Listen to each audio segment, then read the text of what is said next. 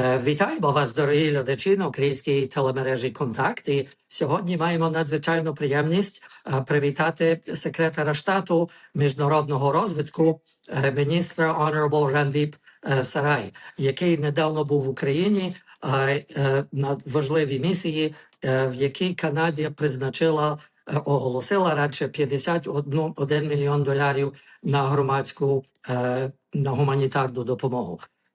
Minister Randeep, Secretary of State for International Development, welcome to our show. And we would like to thank you, first of all, for your visit, for the great allotment for humanitarian aid, $51.1 million.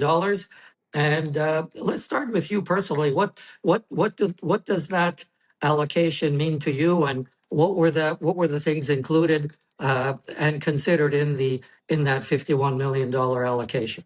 Sure. Look, I mean, as every Canadian, is very concerned about the well-being of the civilians in Ukraine, the people of Ukraine, and we all have large diasporas of Ukrainians in our own constituencies, including mine. I have one of the oldest Ukrainian churches in the province, at least, which is right here in Surrey Centre. So I have a beautiful diaspora here. And in fact, when in February 2022, when Russia launched its unlawful invasion.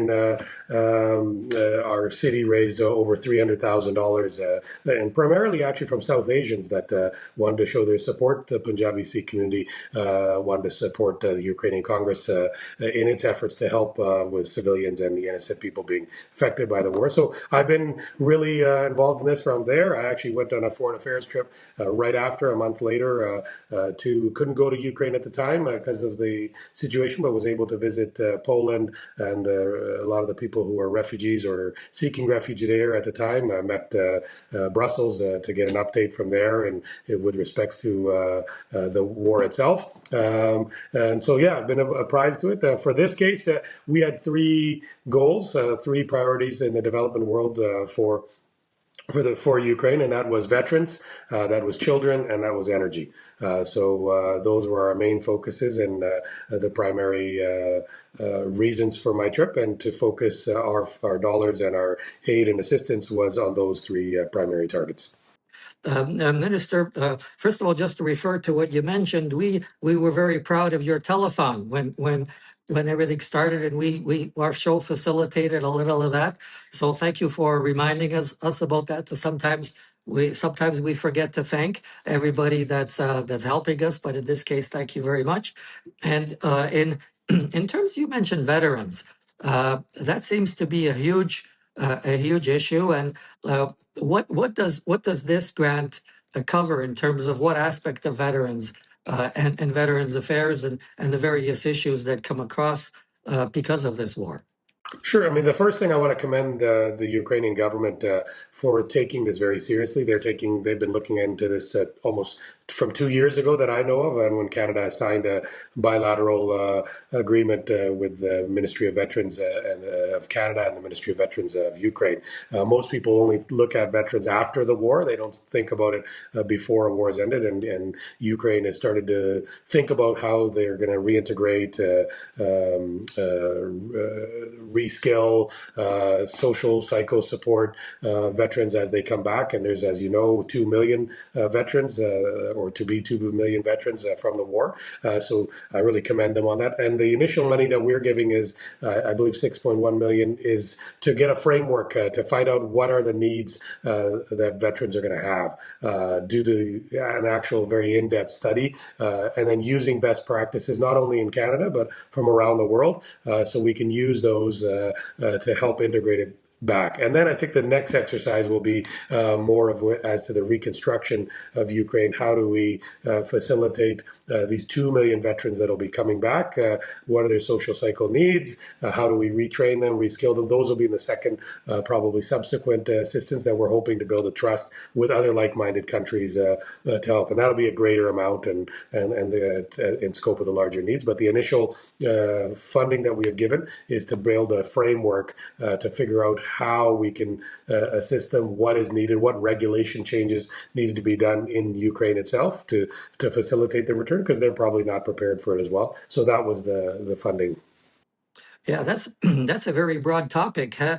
And I don't know at this point, was there any consideration of having any of the veterans come to visit Canada for any sort of long or short term treatment? Is that also within that framework of considerations? That probably going forward might be. Right now, it was to find out what needs to be done.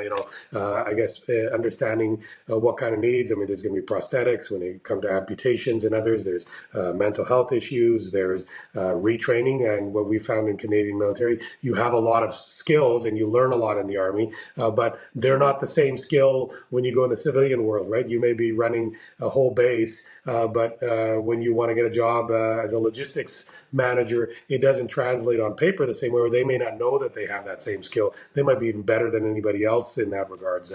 They may be great at procurement. They may be great at mapping and surveying technologies, but you might need surveyors back.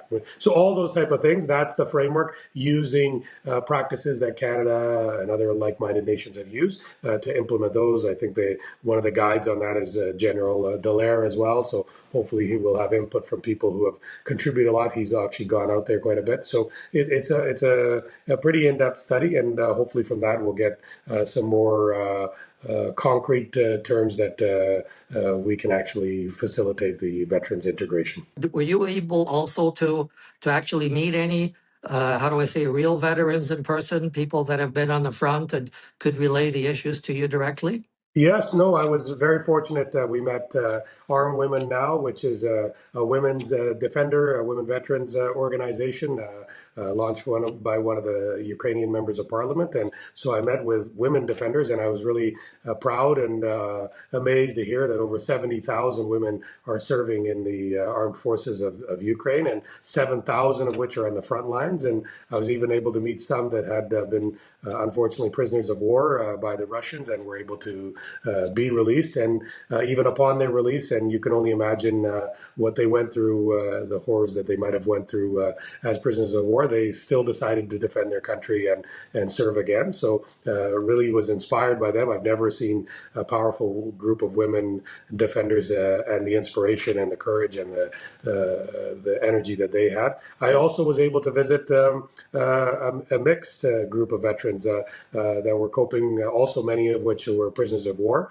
who are using many therapeutic methods, art, singing, animals, and just being with one another, and actually helping build a rehabilitation center on their own with themselves. I was very fortunate enough that they gave me a really nice bracelet made from some camouflage gear that they use, the wire and rope in the front, that they make bracelets, and they gave our team these bracelets. So really truly inspiring. Again, a lot of work that they need, but their commitment to their people and to democracy and to freedom, so that people can just live their normal lives as they should be in their own country, was much appreciated. And the dedication of other veterans, past veterans were helping newer veterans come in, get skills, talk to one another. And this was a very unique facility. I think they don't want to be named, if I'm right, but they allow you to drop back in as you feel fit.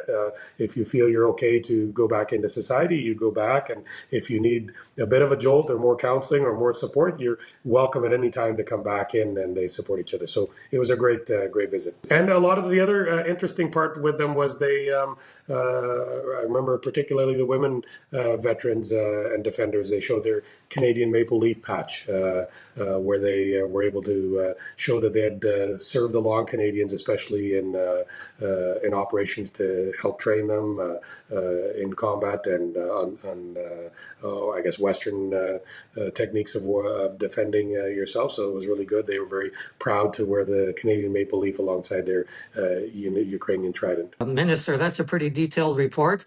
Maybe you could also tell us about the work that you did relating to children, repatriating those that have been taken forcefully out of the country. Yes, no, it was really good to see a school, I think operated by UNICEF, supported by Canada and others. And it was had a lot of children that have been repatriated, that were either taken by the Russians, others that were parents had sent the children out of the Donbass or the eastern regions ahead of troops coming in. So they are now separated from their parents. Some have lost their parents.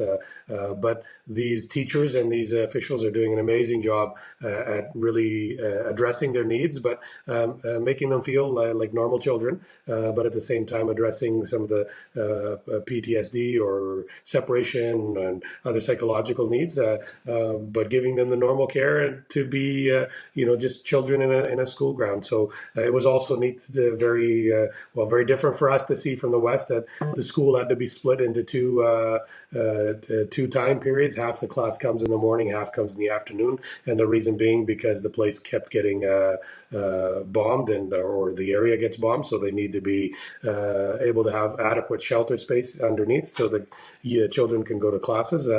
So there's always a sufficient space underneath the school to bunker down, and that's a reality we in Canada don't have to really deal with, thankfully, but they have to deal with that. So that was quite eye-opening for me to see. But I really also loved the children. They were still full of life and dreams and wanting to be astronauts and defenders in some case. They all wanted to go see oceans and lakes in the summer to be able to go and swim. So they all were full of life and energy, and that was really a highlight. The Minister, there's also an issue that I would suggest is within your purview, and it's also a concern to our Ukrainian-Canadian Congress. We understand that Russia is very able to influence international organizations, humanitarian and so forth, and we see a big impact of the Russian Red Cross, going beyond what humanitarian aid is supposed to be. Do you have any solutions or how we could resolve that issue with what we consider improper activity of the Russian Red Cross?